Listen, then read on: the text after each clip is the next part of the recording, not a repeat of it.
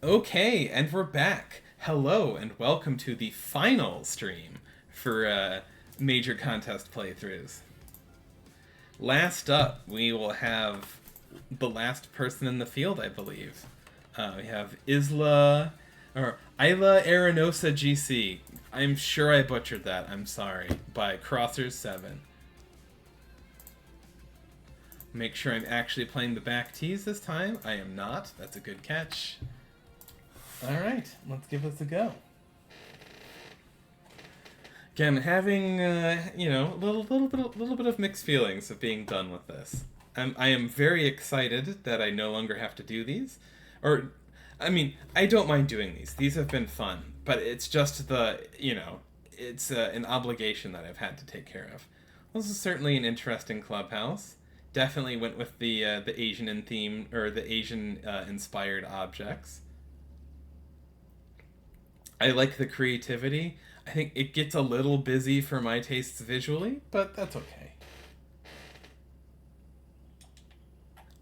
Again, that's more of a personal preference. I kind of like my clubhouses on the simpler, cleaner side.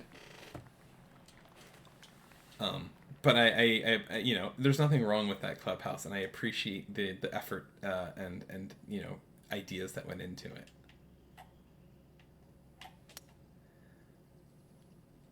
200 yards to an anthill pin is a little interesting. Actually, that's not nearly as bad as it looked like it was from that one. That drop off isn't too bad. Actually, no, yeah, it even has a little bit of a backstop. It's still a tough pin, but at first glance, it looked like it fell down long instead of there's a backstop, but there's not a drop off. So yeah, I take that back. Not as bad as I thought it would be.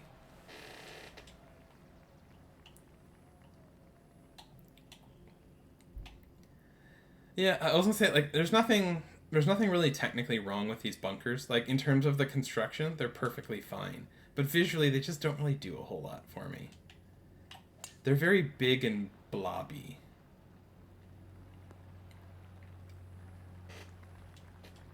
Like they're very visually imposing, and like they're not like too big size wise, but just their construction makes them very large visually. Like there's nothing really to kind of break that shape up. But again, that's more of a personal preference as well.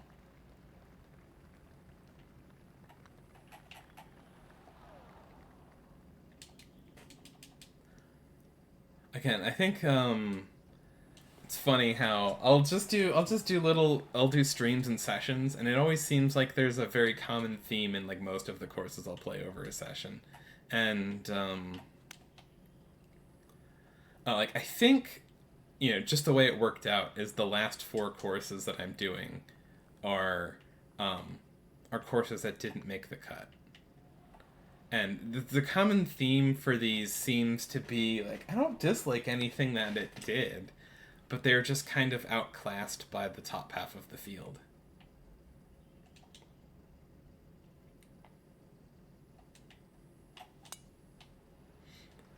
I mean, I guess the last one I could point to a lot of like little technical issues that it did, where like very specific little details of like, hey, this thing is an issue and this thing is an issue, and here's some golf features that didn't work. So far in this one, like, there's not a lot to point to other than just the like it's kind of the like it doesn't do anything wrong, but it doesn't do anything better than the top half of the field. It's just like the planting is fine, but not like again the environment is I should say the environment as a whole. The environment is fine, but not really memorable or attention grabbing. So like it's not holding the course back, but it's not like it's not like elevating it or anything. I mean, again, there's some like sandy waste areas and stuff, but for me, it's just kind of I've seen that idea on a couple other courses in this contest, and I feel like that most of them have done it better than this one.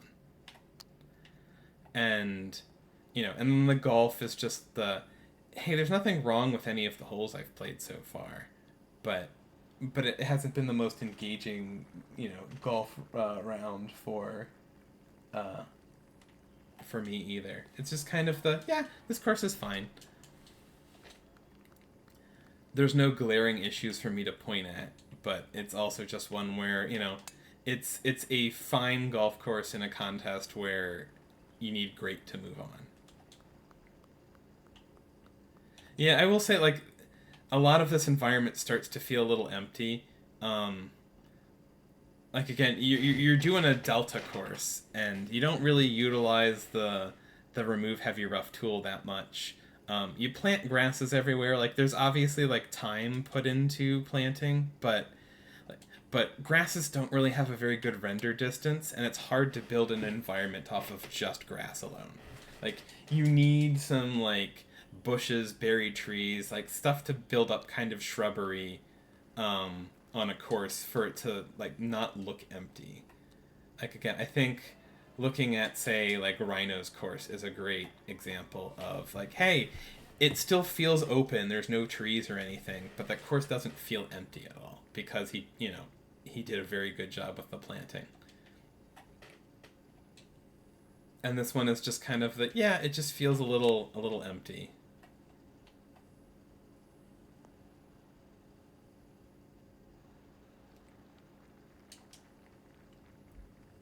Let's see.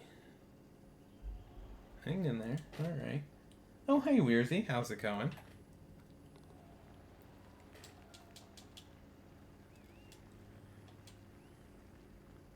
Yeah, this is a funky one. There again. It's the like, I don't dislike this hole. It's a lot of surface area that you're really not interested in. Like, you know, nobody's hitting the 100-yard shot off the tee. I mean, I get part of that is for framing, but it's a drivable hole where it's really like you're either hitting it here or you're hitting it here, and that's basically the only options that you're considering. And then it gives you 90 acres of room everywhere else. Oh, that worked out well. Hang in there. Yeah. But, it gives you tons of space that you don't need because that's not a decision anyone's making. Okay, well, that'll work. So apparently that's how you play that hole. You just roll in the you roll it across the green. You sink a 50-foot eagle putt. The second playthrough in the session where I'm just gonna go and actually watch the replay because we're just gonna bask in either an ace or a bomb of a putt. We do replays for eagles, I guess.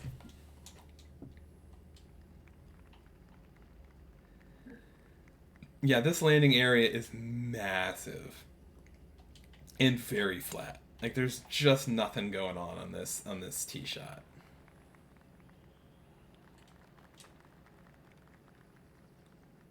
And I like the concept of kind of this run up area, but I mean it's also the like this.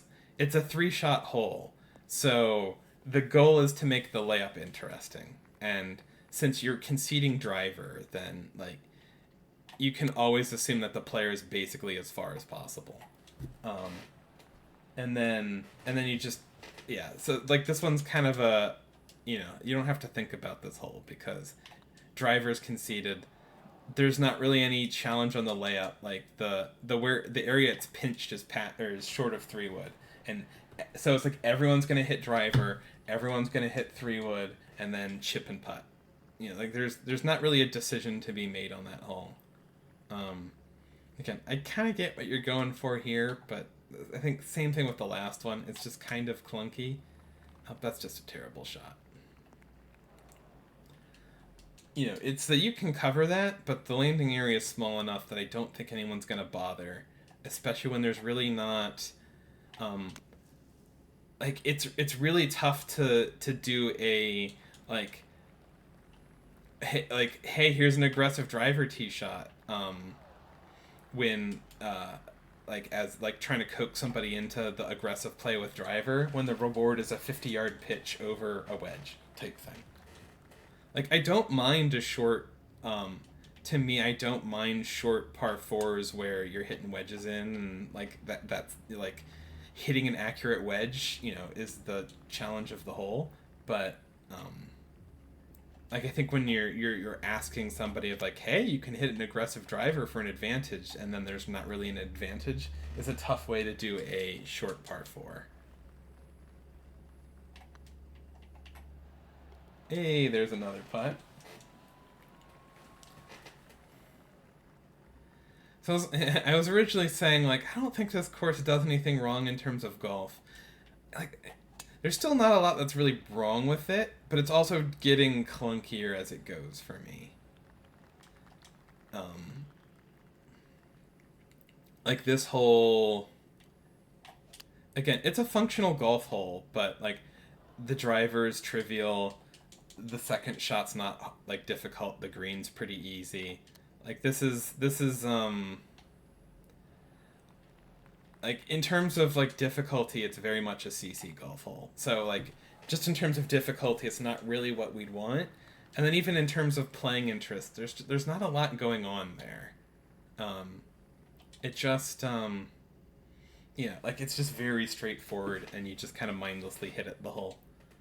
I, so I was gonna say the golf on this spot just a little tame. I love the location though. Like this is the best planting that you've had on the course so far. Like again, I can imagine that you can't do bushes this dense everywhere. Um, and again, and it feels maybe a little out of place that you have like this very dense planting spot in the middle of a lot of nothing, and then it gets really busy and then it stops. So it's like it maybe doesn't blend into its environment very well, but it's also the most visually interesting planting, and it's a fun green site. So this one checks a lot of boxes for me. Um, and though I do find that I think the golf itself, like this, the contours and the green need to be livened up a little for this. Like it's a great idea with execution that's just kind of a little bland.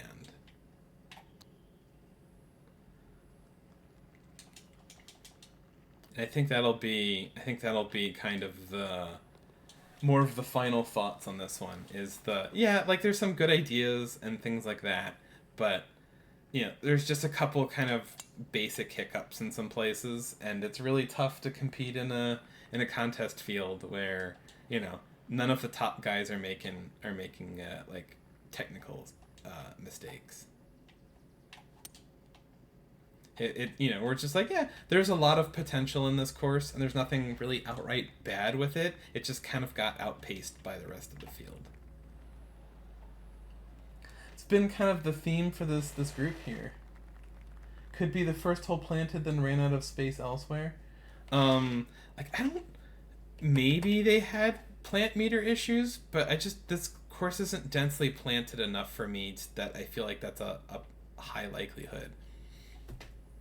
Also, I will say, like for a course like this, where it's very, or like if you're going for kind of an open planting style, or like if you're not, say, enclosing all of your holes with trees so that you get wide sight lines and you can see everything, that puts a lot higher of a burden on your planting on your course. And a really easy way to kind of offset that is to make sure that your routing is a lot more dense. When there's less empty space in between holes, then there's a lot less stuff that you have to plant.